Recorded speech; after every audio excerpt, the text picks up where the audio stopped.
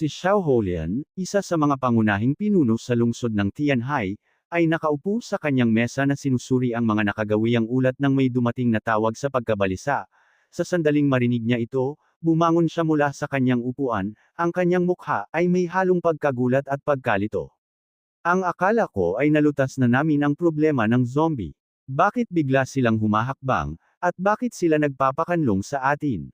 Bulong niya. Ang kanyang isip ay tumatakbo upang maunawaan ang hindi inaasahang sitwasyon, ang kanyang likas na hilig ay tumanggi sa anumang mga kahilingan para sa santuwaryo, lalo na sa bigat ng kamakailang mga krisis na nagbabadya pa rin sa kanya. Ngunit pagkatapos ay naalala niya ang kahalagahan ng investigation team sa rehiyon ng Jiangnan.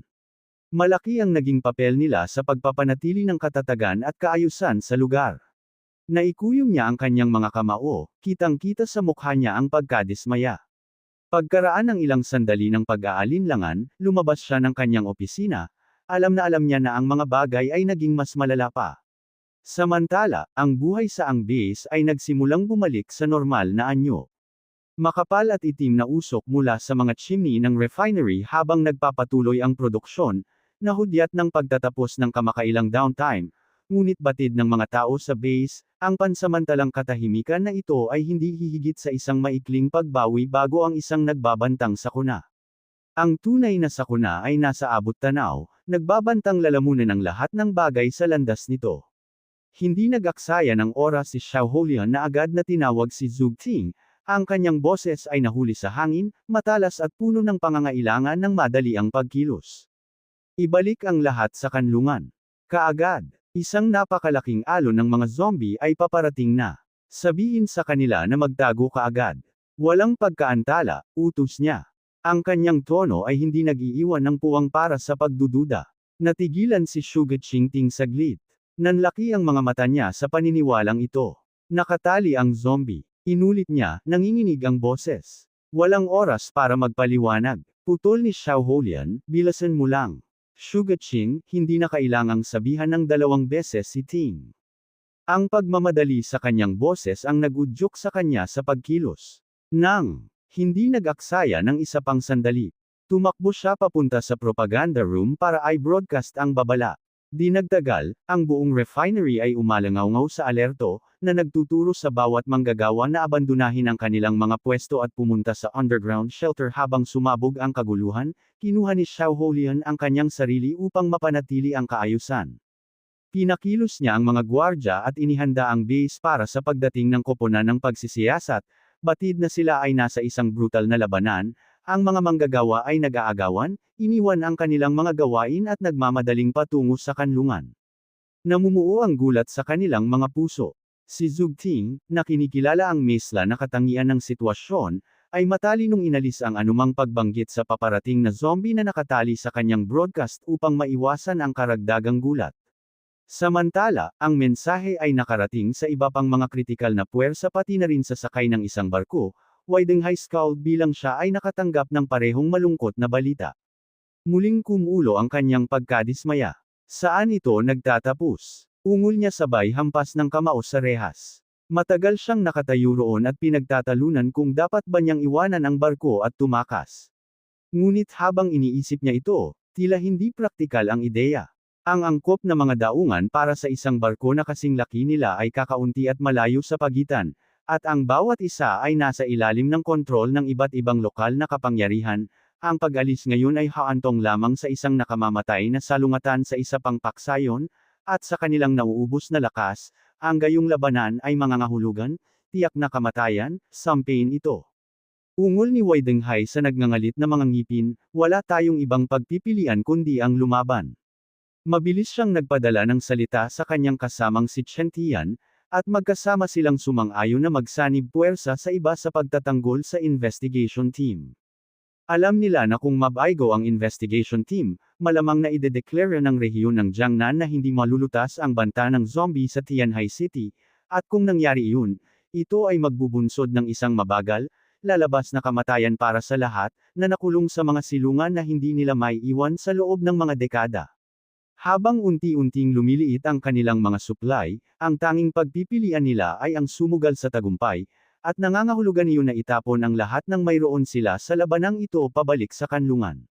Natanggap ni Genji ang parehong mensahe ng walang pag-aalinlangan. Sagot niya, tapos na kami. Narinig niya na ang hukbo sa hangganan at iba pang mga nakaligtas ay tumakas sa Yangsheng base, na ganap na naaayon sa kanyang sariling mga plano. Ayaw ni Genji na mapuksa ang hukbo sa hangganan. Kailangan niya ang mga ito upang makatulong na maalis ang papasok na tubig ng mga zombies. Siya lamang ang nakakaalam na ang banta ng katotohanan sa likod ng krisis na ito ay isang pagsasabwatan na isinaayos ng mga sumasamba sa nyebe at upang wakasan ito, kailangang wasakin ang Yuang Kamiya. Para doon, ang lakas ng hukbo sa hangganan ay mahalaga. Tumayo si Genji mula sa kanyang sofa at nagsimulang magpalit ng kanyang uniforme sa labanan, maingat na sinusuri ang kanyang gamit habang naghahanda para sa labanan. Nang handa na, tinawagan niya sina Leonyu at Anclio, inutusan silang sumama sa kanya sa pagtulong sa investigation team. Bagamat lubos na inihanda ng lahat ang kanilang sarili para sa posibilidad ng sakuna, walang sinuman ang umaasa na ang mga kaganapan ay tataas ito ng mabilis. Halos hindi pa nakabalik si Genji mula sa pakikitungo sa kulto ng mga snow worshippers, at ngayon ay mabilis na lumalapit ang isa pang alon ng panganib. Manatiling malapit sa akin. Inutusan ni Genji. Si Chunlei at ang iba pa, kung magkamali, gagamitin ko ang two-dimensional doors ko para makaalis kami dito. Ang kanyang mga salita ay isang lubhang kailangan na boost para sa moral, reassuring ang grupo na sila ay isang paraan upang makatakas kung ang mga bagay ay pumunta sa timog. Ang mga mata ng sundalo ay kumikinang sa panibagong determinasyon. Ang kanilang takot ay unti-unting nawawala. Sa pamamagitan ng isang mahusay na pinuno sa Taiman, naniniwala sila na nagkaroon sila ng pagkakataon. Hindi ito tungkol sa pagkapanalo. Ang isa sa kanila ay nakipaglaban sa strapong sa kanyang gamit. Ito ay tungkol sa pag-survive. Pagkatapos ay ibinaling ni Genji ang kanyang atensyon kay Jokhir, huwag mag-idle sa bahay. Ipak ang iyong pinakamahalagang gamit at itago ang mga ito sa sala. He instructed, if things go wrong, we'll be back to get you first, pero huwag mag-overpack. Isang bag bawat tao. Wala na. Ang mga babae sa bahay, may bahid ng pagkabalisa sa mukha, ay nagmamadaling sumunod sa utos ni Genji, udyok ni Joheim, mag-impake na tayo dali. Gayunpaman, siyang Shinchin ay nanatiling composed. Wala siyang sentimental value na dadalhin maliban sa laptop niya. Huwag kalimutan, tahimik niyang sabi kay Genji, ito lang ang pagkakataon natin. Tumango si Genji bilang pag-unawa. Ito, walang oras para sa mahabang polem. Kumpleto sa kagamitan, umalis si Genji at ang kanyang koponan patungo sa Yangxiang base, handang tumulong sa koponan ng pagsisiyasat na magpakita ng pangangalaga. Pinagmamasdan silang mawala sa malayo, isang malalim na pakiramdam ng kawalan ng kakayahanang pumupuno sa kanyang dibdib lamang. Sina Genji at Yang Shinchin ay tunay na naunawaan ang laki ng krisis. Isang bagong alon ng pagkawasak ang malapit nang bumangga sa kanila, at wala silang ibang pagpipilian kundi ang tumayong matatag at lumaban. Samantala, sa kuta ng snow worshippers, kumunat ang noo ni Jing Ishan habang binabasa ang pinakabagong balita. Ang mga labi ng lungsod ay gumuho habang tinatahak niya ang mga gumuguhong istruktura, na kalaunan ay nakarating sa St. John's Cathedral. Sa loob, natagpuan niya ang panalangin ng Yuang Komain. Kalmado pa rin ang kanyang figure sa ilalim ng mga basag na sinag ng liwanag na tumatagos sa basag na salamin, may mali. Sinabi ni Jing Yanshan ng walang paunang salita, dahan-daang iminulat ni Yuang Kamiao ang kanyang mga mata, inilipat ang kanyang tingin patungo sa Jinxian. Ang kanyang titig ay kasing yellow gaya ng dati, isang malamig na pagsasanib ng pagkakahiwalay ng tao at masigasig na kabanalan. Wala sa kanyang ekspresyon ang nagtaksil ng alarma, ngunit mas alam ni Jing Ishan. Ang koponan ng pagsisiyasat mula sa rehiyon ng Jian ay may natuklasan sa distrito ng Karagatan. Ipinagpatuloy ni Jing Yan ang kanyang tono na mabigat sa bigat ng mga implikasyon na tila nasusukat ang bawat salita, na parang sinusubukang hindi basagin ang katahimikan ng higit sa kinakailangan sa pagbanggit sa rehiyon ng Jiangnan, nagdilim ang mukha ni Yuang Komyang. Ito ay isang hindi kanais-nais na pag-unlad, isa na inaasahan niyang maantala hanggat maaari. Ang mga puwersa ng Jiangyan ay nakakatakot, at ang kanilang paglahok ay maaaring magdulot ng kapahamakan. Hindi niya inaasahan na magkakaroon sila ng interes sa isang tiwangwang na lugar na dapat nilang lisanin. Tianhai, bakit sila pupunta? Tao Shan, ang kanyang boses ay nagpakita ng isang kamay ng pagkalito o bihirang break sa kanyang karaniwang kalmado na pag-uugali. Ang Aoshan ay isang kaparangan na malayo sa mga populated zone, at higit na nakalimutan mula noong apocalypse. Nang magsimula ang isang zombie crisis, wala kahit isang makabuluhang kayeg ang nabuo sa rehiyon, na ginagawa itong isang perpektong libingan para sa mga zombies na siya gustong itago ng mga kaalyado. Ngunit ngayon, tila ang koponan ng pagsisiyasat ay natisod sa isang bagay sa tiwangwang na distritong iyon. Nahirapan si Yuan Kamiya na maunawaan ito. Ang kalawakan ng lungsod ng Tianhai ay dapat na naitago ng mabuti ang ebidensya para sa anumang pagtuklas. Ito ba ay isang kapas-palad na pagkakataon o isang bagay na mas kalkulado? Hindi ko rin maipaliwanag. Inamin ni Chen Tian na mas lalong kumunat ang kanyang noo. Logically, ang kanilang paghahanap ay dapat na nakatuon sa 5 pangunahing paksayon kung saan masiksik ang populasyon. Ito ay hindi makatwiran para sa kanila upang maging out doon. Ngunit ito ay masamang balita. Nagkaroon ng pag-iisip si Yuan Kamiya, maaari ba talagang nagkataon lang, o nadala sila sa isang bitag? Natagpuan niya ang kanyang sarili na nakakaaliw sa mas nakakagambalang mga posibilidad. Ang biglaang pagkilos ng Jiang Yang team ay tila planado at sinadya. Pinutol ni Chen Tian ang kanyang iniisip. Nagising na ang zombie swarm. Inaatake nito ang investigation team habang nagsasalita kami, napilitan silang umatras sa iyang kanlungan at humiling ng aming tulong. Naningkit ang kanyang mga mata, may hinala na humahawak ng isang bitag, marahil upang kami ay ipasok at alisin kami, tanong niya. Matalas ang boses niya na may kawalan ng tiwala.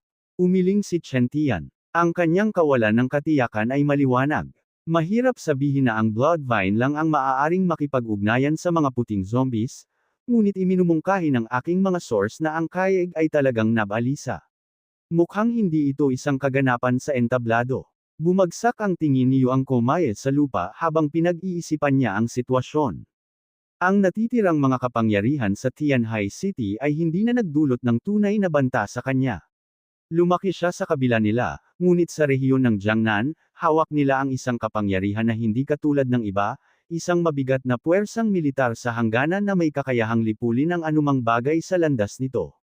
Nagtagal sa kanyang isipan. Ang pag-iisip ng gayong hilaw na lakas ay nagpang-inig, hindi lamang sa takot, kundi isang hindi komportable na pinaghalong selos at takot. Marahil iyon ang dahilan kung bakit inialok niya ang kanyang kapangyarihan ng yelo sa hukbo sa hangganan, isang kalkuladong regalo sa engranding laro na kanyang nilero.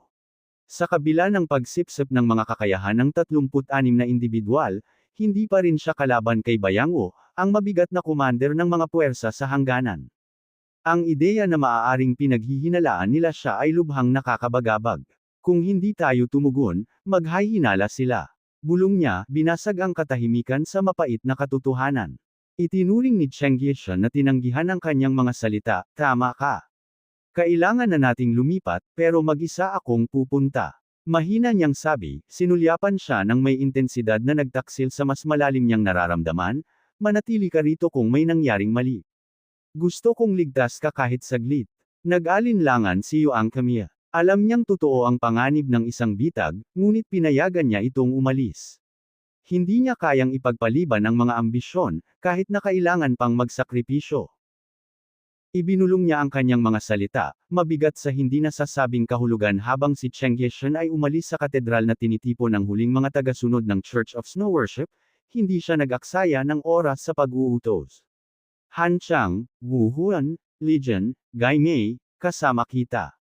Pupunta kami sa Angshan Base para magbigay ng suporta. Tung Zon, Gang Yili Mingza, manatili ka at bantayan ang lugar na ito. Ang 8 mutant sa kanilang nakabaluti na sasakyan ay mga regalo mula sa Shaoholian at mabilis na umalis sa nagyayelong ilang. Kaunti na lang ang natitira sa stronghold na nararapat ipagtanggol, ngunit alam ni Zinisia na ang isang taong pinakamahalaga ay hindi nangangailangan ng proteksyon. Ang Yuan Kamiya ay mas makapangyarihan kaysa sa sinumang nasa kanilang hanay na hindi nangangailangan ng anumang proteksyon.